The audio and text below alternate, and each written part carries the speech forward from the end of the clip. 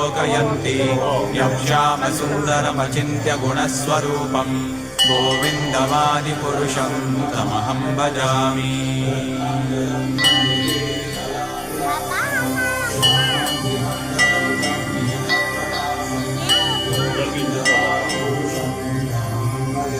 रामादिमूर्तिषु कलानियमेन तिष्ठन् नानावतारमकरोत् भुवनेषु किन्तु कृष्णः स्वयं समभवत्परमः पुमान्यो गोविन्दमादिपुरुषं तमहं भजामि।